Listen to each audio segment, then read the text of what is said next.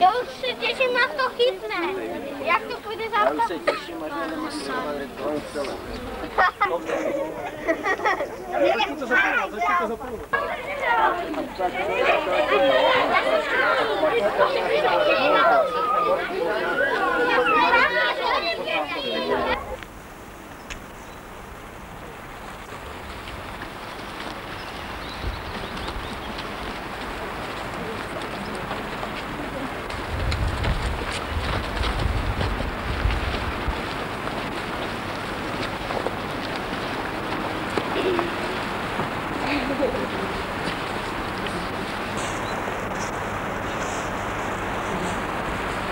Bratře vedoucí, smyčka vlčat nastoupena ke slavnostnímu slibu.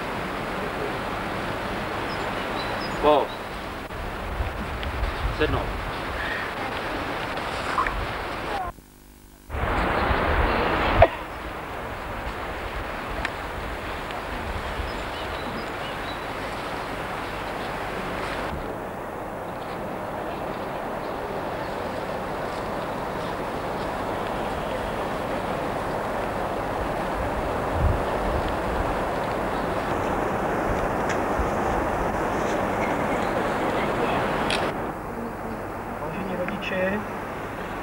Vážení přátelé, přišli jsme se dneska, abyste složili svůj začátky slib. To je v životě skauta určitě velice významná záležitost. Víte sami, tak jak to píše ve své knize Džunglí pan Rudyard Kipling, že i Mowgli, když se chtěl dostat na větší smyčky, tak musel nejdřív prokázat, že si zaslouží jejím členem být. Proto jeho starší bratři po celou dobu, kdy se do této vlčí smyčky dostal jako malé a bude.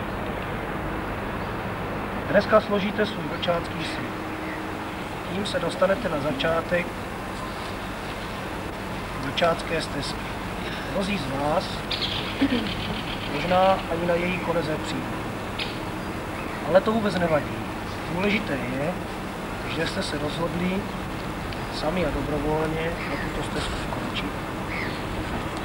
Zachovávat vlčácký zákon a zachovávat zákon džungle. Víte, každý asi nemá to štěstí, aby se stal členem vlčácké smyčky. Proto si toho važte. A ať vám slibový odznak, na kterém je vypodobená hlava starého moudrého Akély, vždy připomíná vlčácký zákon, vlčácký slib a zákon džungle. Učte se dobře od svých starších bratrů, učte se naslouchat jejich moudrému hlasu, poslouchejte své rodiče, vždycky proto, že jsou starší a moudřejší jak vy. Abyste se naučili to, co ještě sami nezvládli. A abyste pak mohli až jednou starý Akéla, vůdce smečky, na jasné měsíční noci mine svou kořist a smečka ho zavrhne, abyste mohli nastoupit na jeho místo a vést vlčí smečku dál.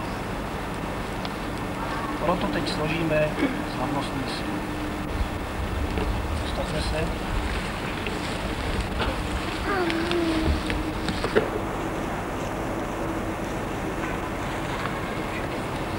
Přistupujte tedy jeden po druhém k československé státní hlase a složte svůj vlčácký slib.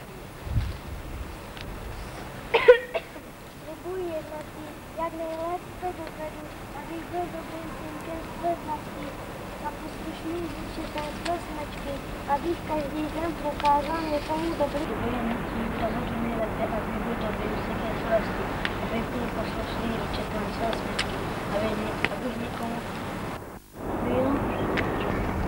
Slibuji jednotný, jak dovedu nejlépe, abych byl poslušný, abych byl dobrým synkem své vlasti a poslušným vůčetem své smečky, aby v každý den prokázal někomu dobrý skutek.